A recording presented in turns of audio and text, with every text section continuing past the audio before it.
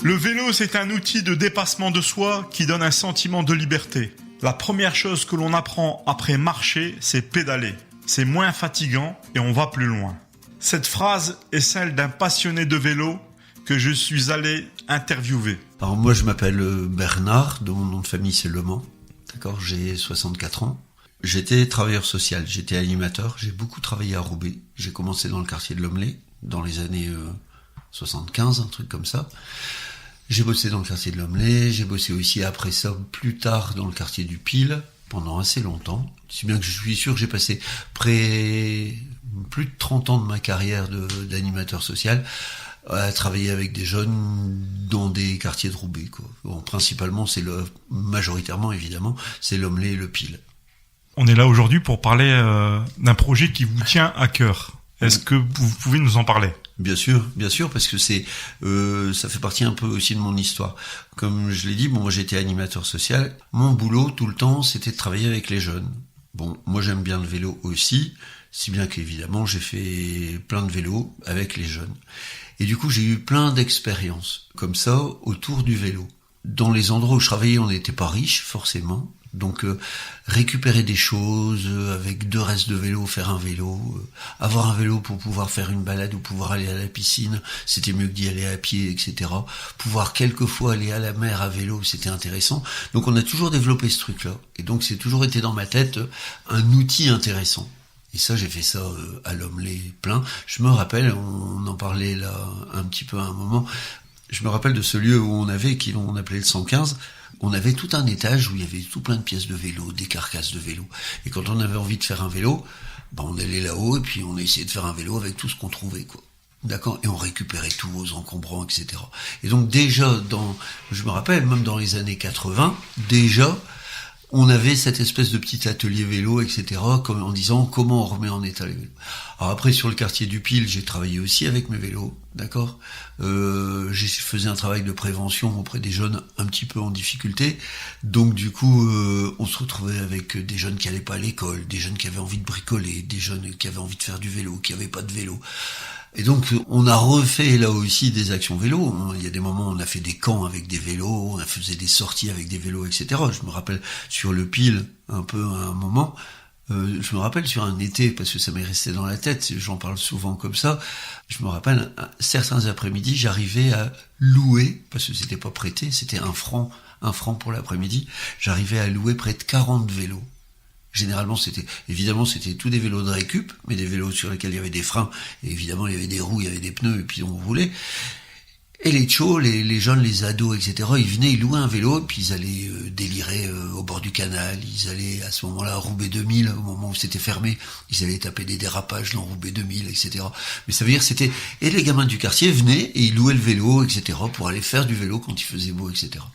Alors ça, c'est toutes mes expériences. Je pourrais en parler pendant tout le temps, puisque ça a été une grosse partie de ma vie. Mais, et c'est là où ça vient par rapport à cette histoire de projet, on peut dire ça. Il y a 20 ans, je disais, parce que ça a été tellement fort, qu'il y a 20 ans de ça, quand je bossais au Pile, je me rappelle, je disais, quand je serai à la retraite, j'essaierai de faire sur Roubaix une maison du vélo. Ah. Et donc, du coup, je suis à la retraite. Mais avant d'arriver à cette maison du vélo, par rapport à tout ce que vous êtes en train de me dire, mais c'est vrai que le vélo, ça permettait aussi de rentrer en contact avec des personnes et d'aller au-delà de ça. Oui, bien sûr, c'était au-delà parce que c'était qu'un outil, mais c'est rien que je reviens sur le reste du vélo, mais je repense par exemple au Pile, ça veut dire, parce que j'y pense souvent, ça veut dire que on arrivait à prêter 40 vélos et mes vélos ils revenaient, quoi. Et mes vélos, ils étaient pas cassés. Donc ça veut dire que le fait d'être sur le quartier, etc., d'être reconnu, ils savaient que j'étais animateur avec les ados. Ça veut dire que j'avais pas de difficulté pour récupérer mes vélos. Donc il y avait un respect du plaisir donné ou de l'outil prêté, etc., qui fait qu'on était en relation. Moi, je me rappelle, il y avait des soirs où je récupérais pas mes vélos, c'était pas difficile. Je prenais ma voiture, j'allais sonner chez les gens, je voyais les parents, je récupérais mon vélo.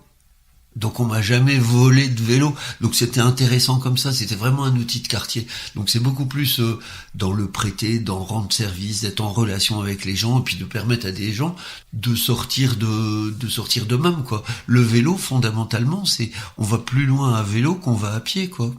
Mais je voudrais insister sur le fait, justement, que le vélo, comme vous le disiez, que c'était un outil, et ça vous a amené sur d'autres chemins.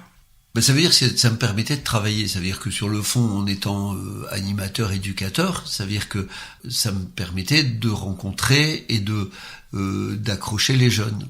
D'accord ? Le vélo, je le dis aussi, je reste fort sur mon vélo, hein, mais c'est complètement piégeant, quoi. Je me rappelle de petits jeunes que je qualifie comme ça pour rigoler, là maintenant je peux le faire, de petits merdeux, etc., qui roulaient avec des poubelles, des vélos qui n'étaient pas des vélos, etc. Et disaient, Bernard, aide-moi, je voudrais faire un vélo, je voudrais qu'il roule mieux, etc. Et donc du coup, on se mettait à travailler, et ils se mettaient eux-mêmes à travailler, d'accord ?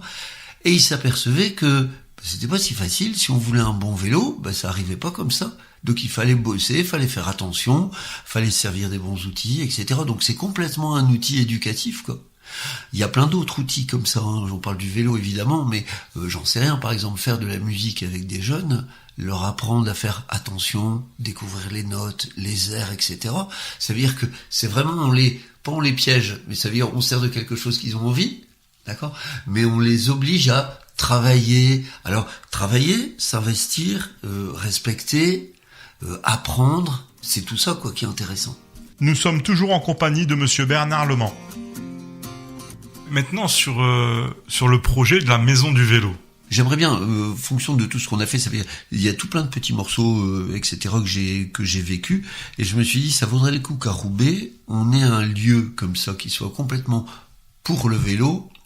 On va pas faire un musée du vélo comme ça, comme celui du Vélodrome, mais ça veut dire qu'il y a un lieu comme ça où les gens pourraient venir. Alors on peut y aller, hein, il y a plein de choses. Ils pourraient venir réparer leur vélo, ils pourraient venir chercher un conseil, ils pourraient venir faire réparer leur vélo par quelqu'un, d'accord ? Ils pourraient venir avoir un vélo à prêter, ils pourraient venir acheter un vélo d'occasion, ils pourraient ramener un vieux vélo qui traîne dans leur cave, bref, faire plein de choses, etc., qui tournent autour du vélo, mais en tout cas, je voudrais que ça soit un lieu complètement collectif et associatif. D'accord ? Donc c'est absolument pas une histoire de fric, c'est une histoire de dire à un moment comment le vélo, ça permet de... Je sais pas, quand je discute avec les gens, par exemple, avec qui on mène le projet, les gens ils disent, il faut aussi que ça soit un endroit qui soit bien. Il faut qu'il y ait du café, il faut qu'il y ait des chaises, il faut qu'on puisse s'asseoir. Donc ça veut dire, évidemment, c'est pas que le vélo. D'accord ? C'est pas qu'un atelier où on répare les vélos. Mais c'est un endroit où le moteur, c'est quand même le vélo.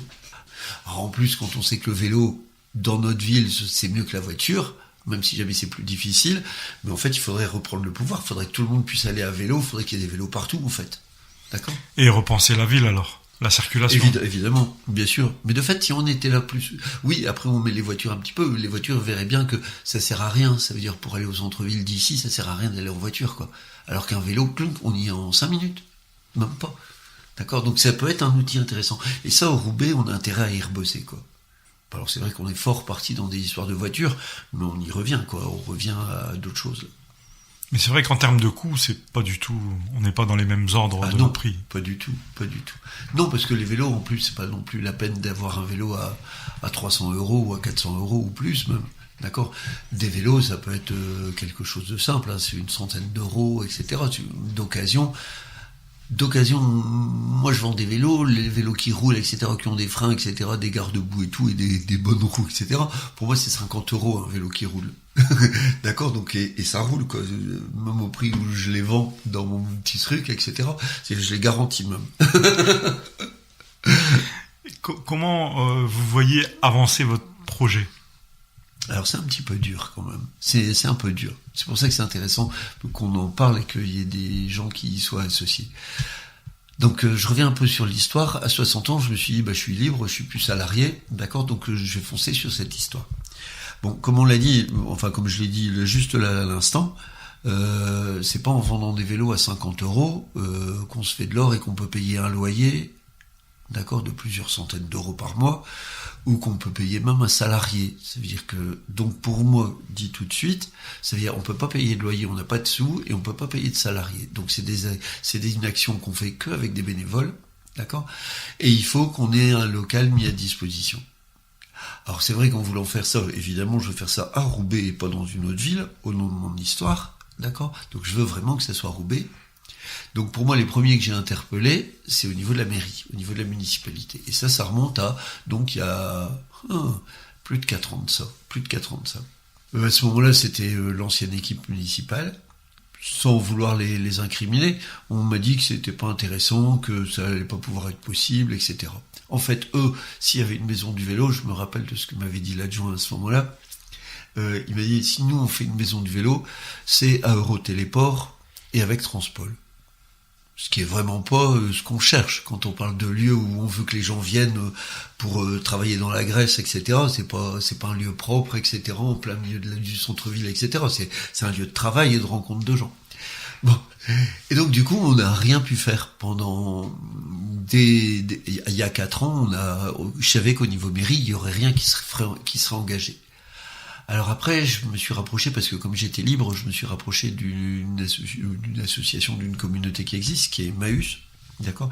Et en fait, déjà, quand j'étais libre, etc., je m'étais proposé pour aller réparer des vélos chez eux, une fois par semaine. Et donc j'y suis allé pendant 1 an, 2 ans, j'y suis allé. Et un petit peu à la fois, je me suis dit, tiens, ça pourrait être intéressant si on faisait un partenariat, par exemple, avec Emmaüs. Donc je leur ai proposé, j'ai fait un courrier, j'étais voir les directeurs et tout, en disant, est-ce que ça vous intéresserait pas qu'on fasse quelque chose vélo, un pôle vélo, etc., sur Roubaix. Et pas l'île Sud, pas Vambrechy, etc. Ça veut dire, moi, ce qui m'intéressait, c'est que ça soit à Roubaix. Et en fait, compte, ça s'est jamais fait non plus. En fait, encore l'année dernière, j'écrivais au président d'Emmaüs à Vambrechy, j'ai pas eu de réponse. Alors je sais qu'ils en ont parlé en conseil d'administration de leur communauté, mais j'ai pas eu de réponse. J'ai même pas eu de réponse. C'est même pas dire monsieur, c'est pas possible, ou on étudie, mais vous savez, c'est pas avant 5 ans. Pas eu de réponse. Alors que je sais qu'ils sont propriétaires de lieux sur Roubaix, d'accord. Et je sais aussi qu'ils reçoivent plein de vélos. Ça veut dire que tout ce que leur donnent les gens, moi, en y étant allé, en passant une demi-journée par semaine, j'ai vu tous les vélos qui arrivaient et comment ça pouvait être aussi. On avait la matière première, donc on aurait pu imaginer que on remettait des compagnons au travail, qu'on bossait, qu'on refaisait des vélos, qu'on faisait un magasin de vélos, etc. D'accord, c'est un peu cette maison du vélo, on aurait pu la faire. Pas de réponse de la part d'Emmaüs. Alors, de la même manière qu'Emmaüs, j'ai interpellé aussi 2 autres associations à Roubaix, sur Roubaix, c'est Amitié Partage, et c'est aussi le Secours Populaire. J'ai pas eu de réponse non plus, alors là, même pas de réponse à mon courrier. Aucune des 2. Donc ça veut dire au niveau de structures sociales qui auraient pu être partenaires, avec qui on aurait pu trouver un arrangement sur un local, un lieu, etc., et dire, on mène des actions ensemble dans l'intérêt, on aurait pu imaginer que, par exemple, et je vais y revenir après, parce qu'il y avait, avec quelqu'un, je disais, je suis sûr qu'une maison du vélo, si jamais on travaille je suis sûr que sur 1 an, on est capable de refaire 200 vélos. D'accord? Donc, même si on les vend pas, si on les vend, tant mieux, on récupère, et puis ça peut permettre de faire autre chose. Si on les vend pas, on les donne, on les met à disposition, ils servent. Donc, ça veut dire, on est capable de remettre sur la ville 200 vélos tous les ans. Sans investissement, à part le temps qu'on y met pour des vélos d'occasion. Donc je trouvais ça assez intéressant. C'est-à-dire, il n'y a personne qui a branché un peu là-dessus. Donc pour l'instant, j'étais un peu planté. Si vous souhaitez plus d'informations, vous pouvez appeler au 06 42 69 66 51.